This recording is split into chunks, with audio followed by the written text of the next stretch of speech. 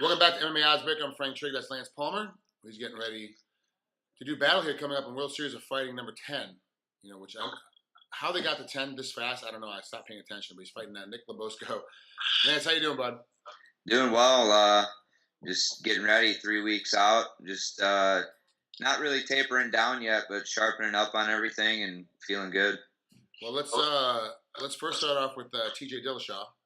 How has the room changed since he got back? Besides having the big ass belt.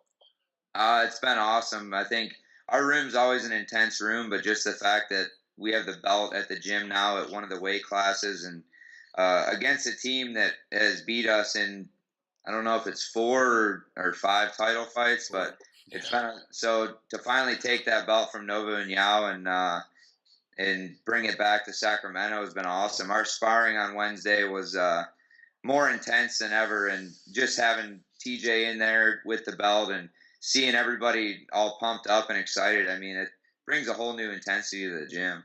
Anybody butthurt that he got it before they did? Because you guys are all super competitive. So, it's like everyone wants to get that first belt in there. Is anybody walking and going, kind of having to check their ego a little bit because TJ got it first? I don't think so. I mean, there may be, but if there is, I don't know who it's from. But everybody's just happy to have the belt. Everybody's happy for TJ, and we're such a close team. I mean, there's got to be some type of, man, I wish I would have got that first. But I think everybody's just more excited that we have a belt and we're able to celebrate that together as a team. You guys have another big change coming up besides the belt and the champ being in your room. Dwayne Love is leaving, and the rumor is that Martin Kampman's going to take over. I know Martin's up there right now just training and running some of the practices, but Dwayne's there too. How's it been with both of them in the room at one time? It hasn't been weird at all. I thought at first that it would be because I know Dwayne is, he's supposedly staying in town until July 11th, and then he's going to head back. But there may be some different changes there also. But as far as both of them being there, it's been awesome. It's been like for us to be able to learn from both of them together, and they've both been at the same practices together and kind of both chiming in. And Dwayne has been good about letting Martin kind of take over the classes, but he's still there just overseeing and helping out. So it's really been awesome. It's been the best of both worlds having both of those guys in there at the same time. Have you had a chance to roll with Martin yet on the ground? Yeah, I rolled with Martin today, and we did some situations where you start locked down, and that's where I ended, was locked down too. I mean, the guy's a beast, and it has nothing to do with the weight difference either. I mean, the guy's hip position and hip pressure, and he's just relentless on top, and it's awesome to have him in there because I don't really have that kind of pressure on me ever in the room for somebody being on top of me, so that was awesome. Yeah, he will he does the same thing to me, and we're the same size. He'll get on me, and I just can't get him off. It's like, yeah. If he wants to keep on top of you, you're stuck. It's just how it works. Yeah, it's ridiculous pressure. I mean, that's something that I've only felt from a few people, but they're like 230 pounds that I've rolled with. So, you guys, it's awesome, though. It's good to have somebody like that being able to push me, not technique-wise either, just strength-wise, and feeling his hip pressure and just the ability of what he can do it's awesome.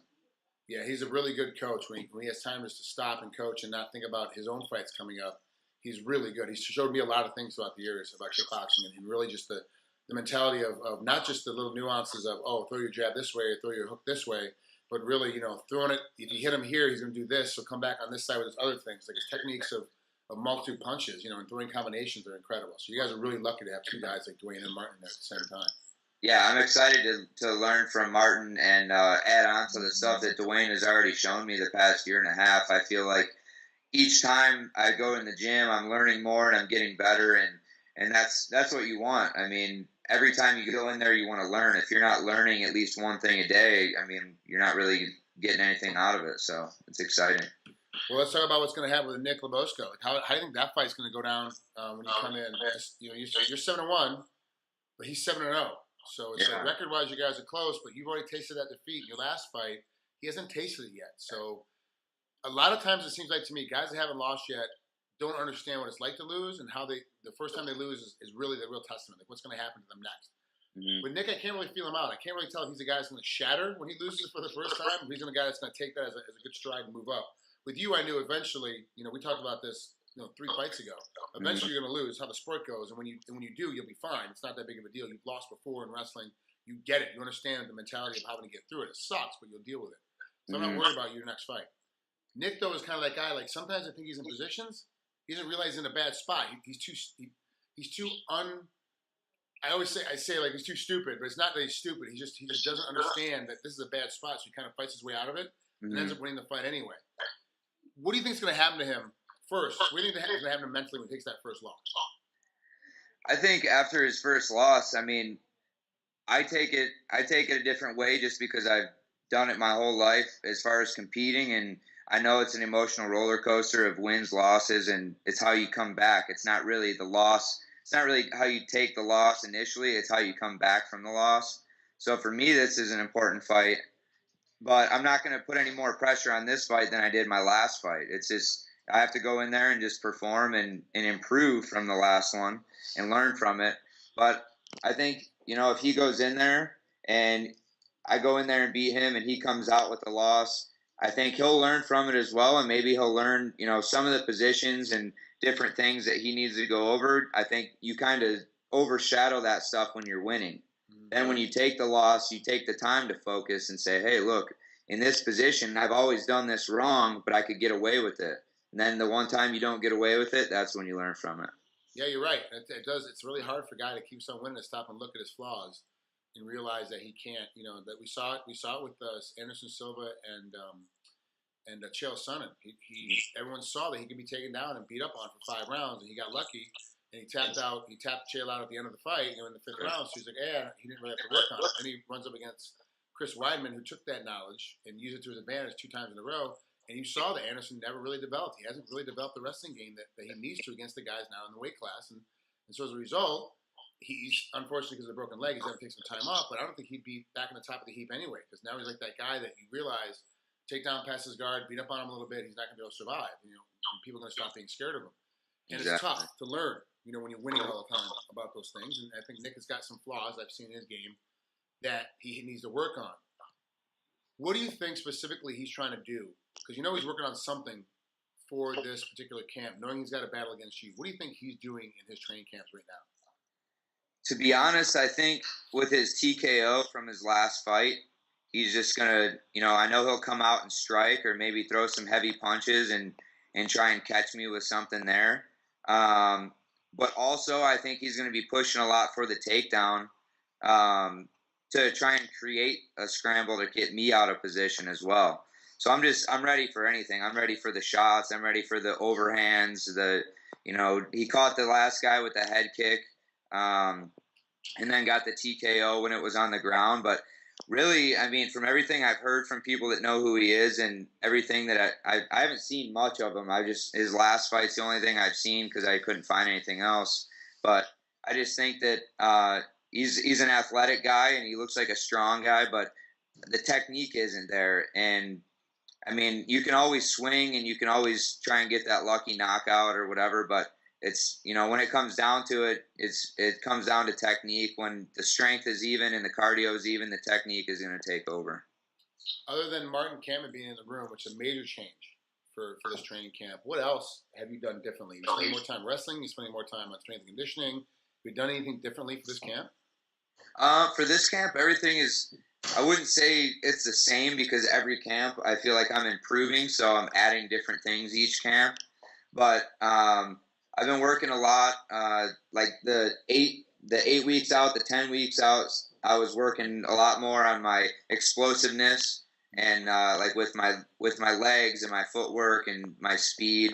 So I think that's something that I've worked a little more. And with the wrestling part of it, I've been working my wrestling as much as possible and just making sure everything's crisp. So if it does turn into a 15-minute, ground game match, that I have the endurance to just be able to squeeze for that long and to be able to throw for that long and just put everything together because I'm not somebody who usually gets tired in a fight, and so I don't want to be that person now.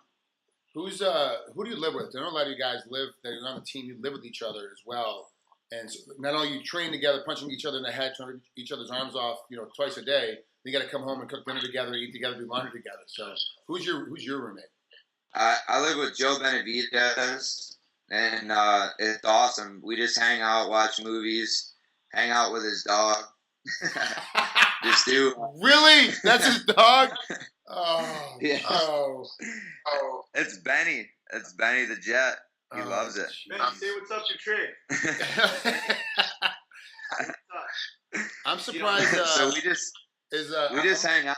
I mean, we like this morning. Me and Joe drove to practice together. We drilled together. We went the first live go together, and then we switched it up. But I mean, it's just like when I lived on the big block that we had.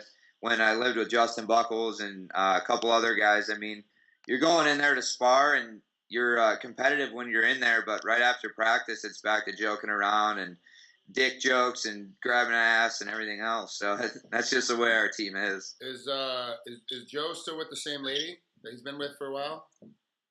Yep, Megan O'Leary. Is it she must be on the road because he's at home.